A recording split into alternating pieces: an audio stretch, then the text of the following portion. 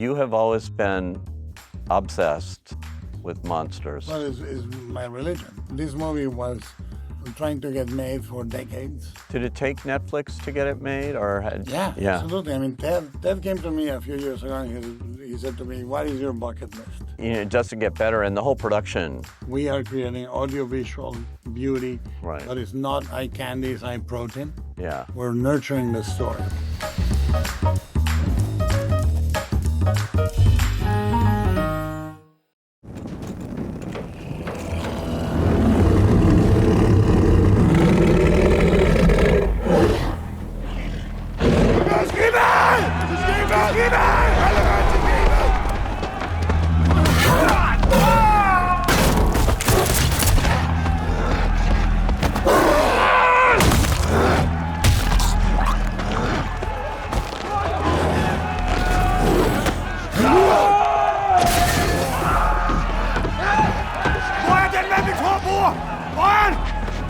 Hvad er det der? Hvad vender os?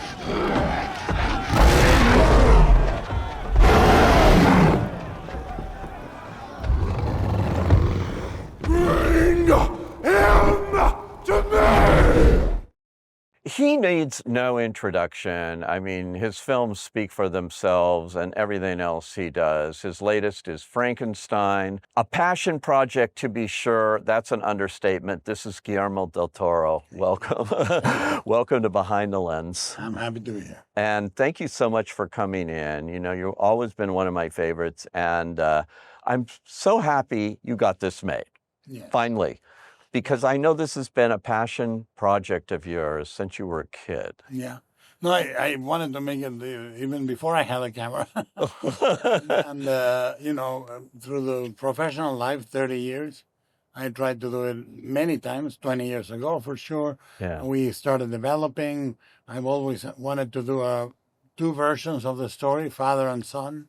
Yeah. And that was for me the important theme of the possibility with the narrative. And it was always too big because I wanted to make it an epic Yeah. and a chamber piece at the same time, sort of very intimate and very large and very sort of make an opera. Yeah. But, yeah. And it has that. Yeah. It opens with the best opening sequence. I just was blown away. It was like an old style adventure movie to me with the ship and Yeah, and the attack. and then you see what turns out to be the creature, you don't really know, in cloak coming up, and you're going, what's happening? And you're on the edge of your seat already in this. And it's not your father's Frankenstein. No, that was the idea. The idea is how can we shake the material so that people that love the novel, like I do love the novel, I've written 5 prologues for editions of Frankenstein over the years and studied the romantics and so on. But if you shake it and you can keep the spirit of the novel, would make people go, I don't know what's happening next. Right. Yeah. You do all the hits, all Yeah. the greatest hits, the creation, the lab, the confrontation, blah, blah, blah. But you can also shake it and make it new.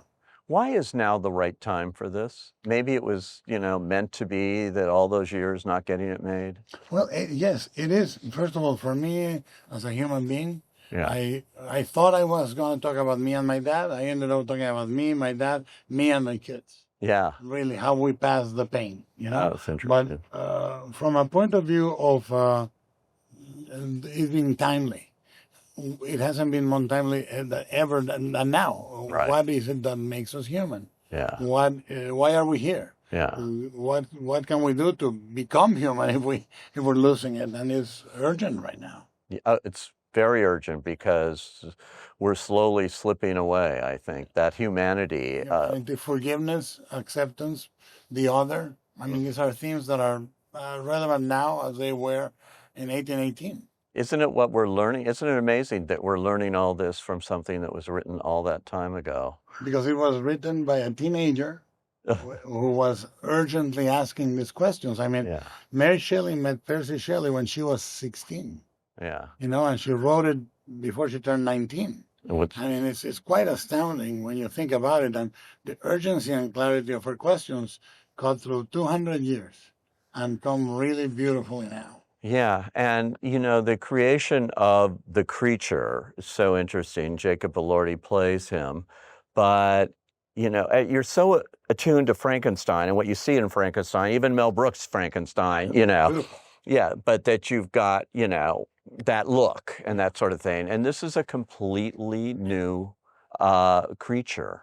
Yeah, the idea was from the start, first of all, to be faithful to the book. Right. Not the spirit of the book, capture the essence of the questions, blah, blah, blah. But also the creature, if this guy has been thinking about it for decades, Yeah. he's not going to build a station wagon. He's going to build a Lamborghini. Yeah. And he needed to feel like a newly minted human being. Yeah. Not a repair job or an ICU victim. Right. He needed to have the essence and the beauty of a newly formed, innocent being.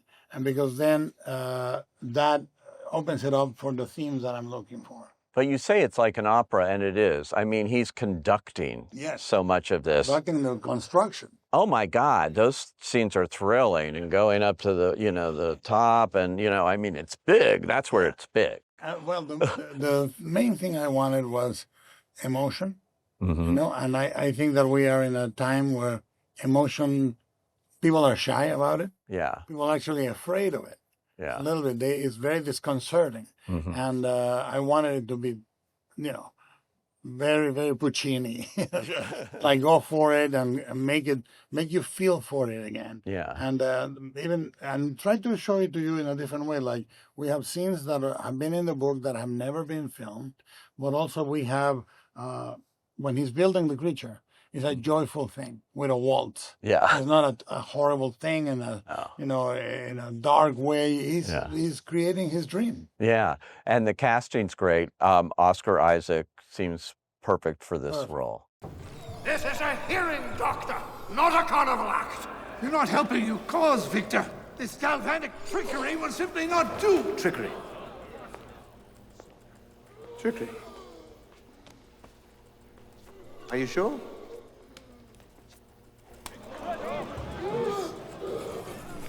That is not trickery, that is a decision. Motor coordination between the eye of one dead man and the arm of another, infused with a new will and the rudiments of understanding. Understanding in a brain that already died? Release now. Please. Please always helps. Yeah. Because what I wanted with Victor, to have somebody that has no doubts, that is passionate and fiery and full of sort of seduction, which Oscar is absolutely all those, but also has the pain in his eyes. Yeah. Show you that he's a hurt creature. Yeah. But, in a way, he is a despot. Right. He thinks his ideas merit everything. Yeah. Sacrifice everything. And like every despot, he thinks himself a victim. Yeah. We have the tagline and the phrase in the movie, only monsters play God. I think he is, in a way, as the movie proves clearly, perhaps the most monstrous of the characters. Oh, he is. I mean, it's the flip side, because the creature, we see some humanity. He reacting to pain and hatred with pain and hatred, and love with love. And then at the end of the film, the beautiful arc is the creature makes his first human decision in the last 3 minutes of the film. Yeah. And I find it very moving. And you have said, monsters hold secrets I long for. Yeah. You have always been obsessed with monsters. Well, it's my religion, really. Even when I saw Boris Karloff on a Sunday. We went to Mass at 8 a.m. I was raised very Catholic. I'm lapsed. Then we went to Mass, and then I saw Boris Karloff, and I basically realized my grandma has Jesus, I have Boris Karloff. This is my Messiah. He represents me. Boris Karloff, he'd be happy to hear this. Well, at age 7, I felt so out of place. I felt so odd. I felt so completely not jiving with what people said a healthy 7-year-old boy should be doing, that when I saw him on the screen, I said, that's me. That's me. And then I read the book at age 11. Mm-hmm. Yeah. Wow. And that's why all these years later. I was an incipient Super 8 filmmaker at age 11. I said, if I get enough reels on Super 8, I may be able to do this. And now that you've made it, now that it's out there, it's a different creature. It's something that you did, and now it's the audience's Yes, to interpret it. and it's been really thrilling to see people. I mean, not only the sold out, playing the sold out houses, but people that have seen it 3, 4, 5 times Yeah. in the short time it's been out. Which is amazing to me because it is Netflix. So they know it's going to be on Netflix in, no time, 3 weeks after. Very theatrical experience. And so this shows you that the film goer is more savvy than a lot of people think, and that they really want the theatrical experience and they're having it, and we're enjoying it a lot. Yeah. And this movie was in the inkwell, trying to get made for decades. Yeah. And all I'm enjoying is this moment where they can see it on a giant screen, and they can share it collectively. And the activity online has been just thrilling. Did it take Netflix to get it made, or Yeah, absolutely. I mean, Ted came to me a few years ago, and he said to me, "What is your bucket list?" And I said, "Well, the things I would love to have made and I've never made is Pinocchio, Cabinet of Curiosities, and Frankenstein." And he said, "Well, let's make them." and we made them with absolute creative freedom, Wow. full support, and the budgets they needed. That's great. Yeah, Pinocchio ended with you winning your 3rd Oscar, and beautiful thing. And it's Very related. I was going to say, it's interesting you did those two back to back. Yeah, my duology of the parents. We call the production company of Frankenstein, we call it the Prodigal Father. Because I think that's what the 2 movies are about. Well, totally, And by the way, Alexander Desplat scores for both of them. He was robbed of an Oscar nomination, in my opinion, for Pinocchio. That's one of the most beautiful scores. I just don't understand how that did not happen there. And this score is also great. Oh, I think, look, I've worked with him for the last more than 10 years. Right. This is his best score. Yeah. Period. So good. It's not only so good. When I talk about opera, we can go massive choral components, orchestral components, but then he goes to a chamber piece. Right. And he has a duet. Yeah. And then he has a solo. When we were looking for the voice of the creature, we found this Stradivarius, and this incredible violinist, and she played the solos of the voice of the creature. And it's so thrilling, so moving. So it's intimate and epic, just like the movie. Yeah, totally. I mean, it doesn't get better, and the whole production of it, is production design, cinematography, all of that. It's a single piece. I always say, look, there's no separate departments. We are creating audiovisual beauty, Right. but it's not eye candy, it's eye protein. Yeah. We're nurturing the story. We're not just doing it as an act of aesthetics. It's actually storytelling. Jacob Elordi, who I interviewed, I asked him, did he show you things? And he said, yeah, a couple of them. One was Casanova, Fellini's Casanova. And then he said, this movie, it's about a clock, something like that. And I said, is it The Clock with Judy Garland and Robert Walker? And he goes, yes, that was it, where they're in Grand Central. Which is a masterpiece. It is. It's not a movie that people talk about a lot. We also saw some silent cinema. We saw The Last Man. We saw Ivan the Terrible. Because I wanted the gestures of the creature to be closer to German expressionism. But The Clock to me is Minelli has always been the master of the crane, in a way, but he also is a master of melodrama. Right. And for me, totally. Melodrama is super important. Yeah. In my life. Oh, I love Minelli because he just mixed it up all the time, from musicals, but his melodramas, even the later ones, like 2 Weeks in Another Town. Yes, or The Cobweb. The Cobweb, incredible. Incredible. And when I was doing Shape of Water, I would look at Sunken Running, or I would look at, That's another one. musicals. The way he shoots musicals is so sensual and vivid. Yeah. And so, to me, he's a master. No, there's no question. You mentioned Shape of Water. That movie got 13 Oscar nominations. That's one short of the all-time record. Incredible. Incredibly. We didn't get makeup effects. And you would have been tied. Yeah. It's okay. We'll live. I think so. It wound up winning 4, including Best Picture and Director and all of that. Is it true, though, that you wanted to remake or do your own version of The Creature from the Black Lagoon at one time? Yeah. No, And it didn't I happen. pitched it. Yeah, no, it didn't happen. The idea for me is if I could have rephrased the Universal monsters, rephrased the monsters in general, Godzilla. I tried to rephrase with Pacific Rim, all the kaijus. Right. Because I think that you can retell songs that are eternal with your own voice. I always say it's like Johnny Cash singing "Hurt." You have to be old enough, you have to be in pain enough to sing that song, even if it's composed by Trent Reznor. Right. Johnny Cash owns it, so I want to do my own voice version of certain myths that shaped me as a kid and as a human being. And so The Shape of Water sort of became your own thing. Yeah. And Pinocchio became my own in a way. Yep. All the Frankenstein is now your own? Yeah, I certainly, Frankenstein closes a chapter in my life.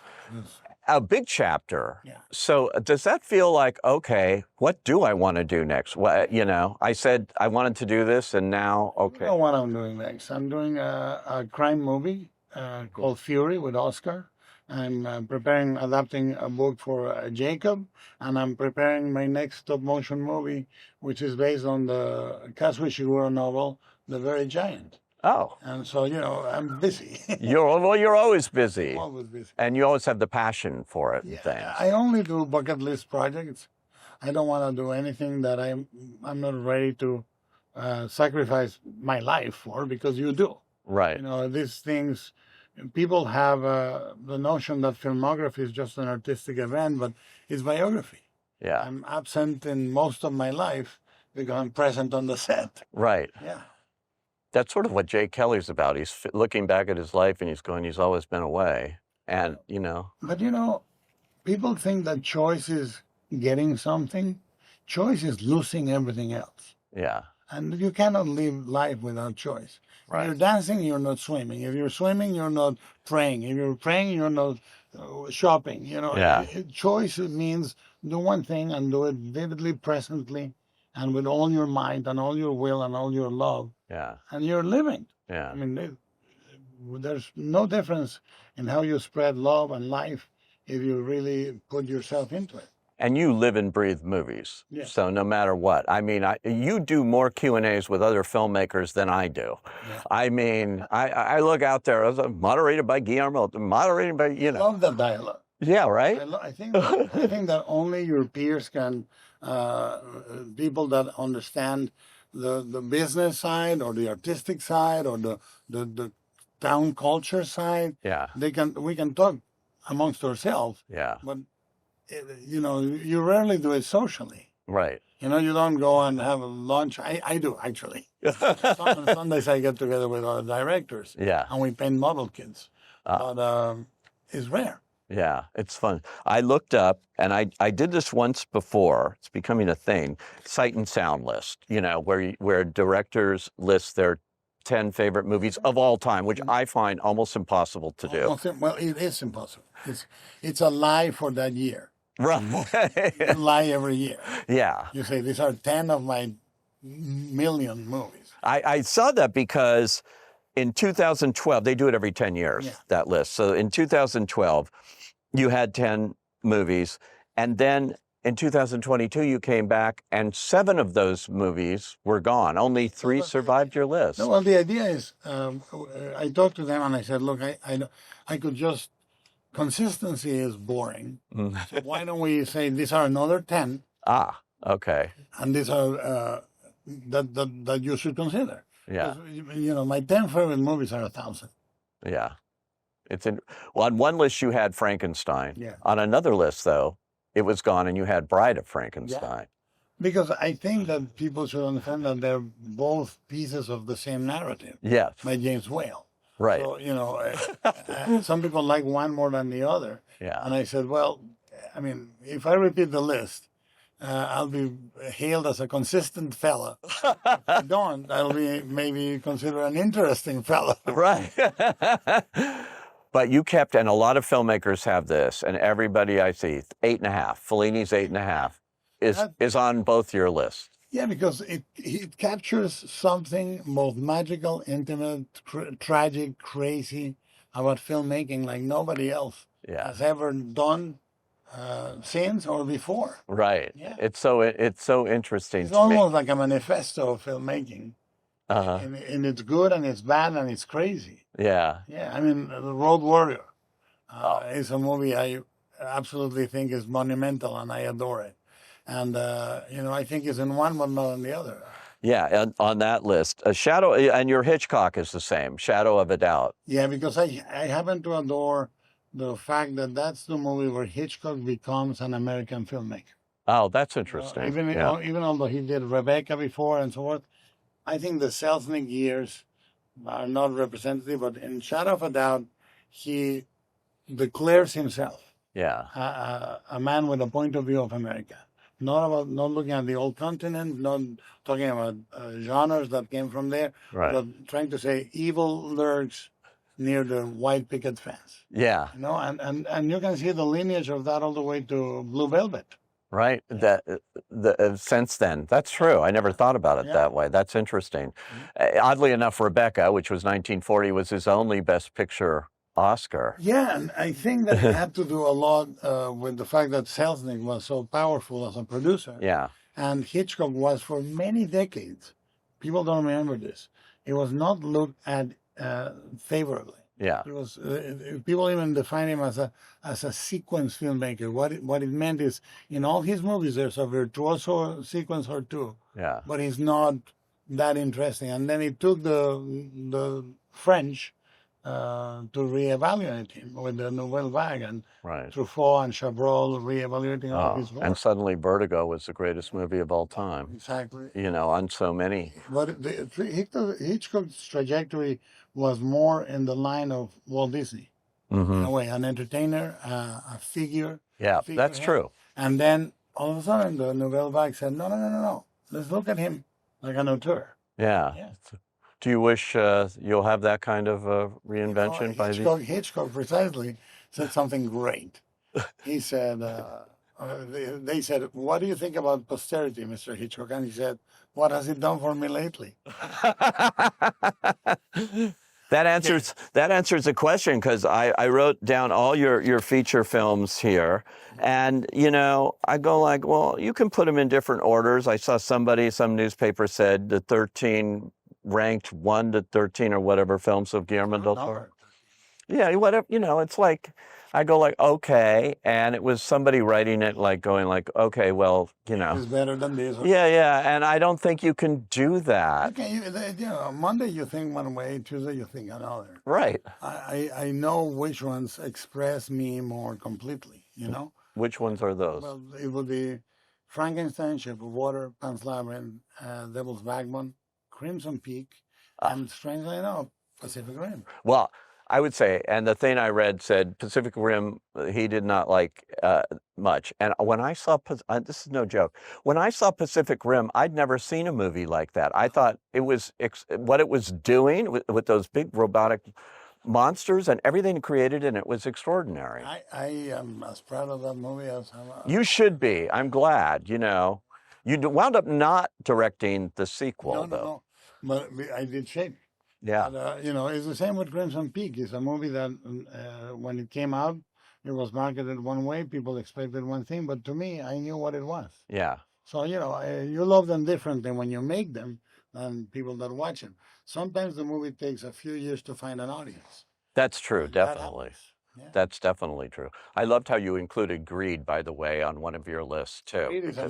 Greed is a seminal movie in American cinema. Yeah. And I think von Stroheim invents a lot of language that, for me, later is taken by people like Orson Welles. Yeah. Compositionally and dramatically, and the sort of dour brutality of it. You can see all the way the lineage to the Treasure of Sierra Madre. In a way. Yeah. So it's sort of a ripple movie. It lands in the center of the pond, and the ripples can be felt all the way to And it was vilified. For, vilified because I mean a lot of the culture, the creation of the figure of the director as a perfectionist yeah, was something that was artistically resonant all the way to now, but producerially and in terms of business, yeah, there was a very fraught relationship. yeah, And the figure of the producer emerges from that. I mean, then they start creating the superstar producer, which Selznick is one of them. yeah, So the history of how we trade those things is interesting. yeah. And somebody should write a book or an essay about it. You should. You know more than anybody. Really fascinating. All right. Well, congratulations on finally getting Frankenstein on the screen. I'm not going to ask you if you're going to do Bride of Frankenstein. Don't worry. And if you haven't seen it yet, see it in a theater if you can. It's great. And thank you so much for joining us on Behind the Lens. Thanks.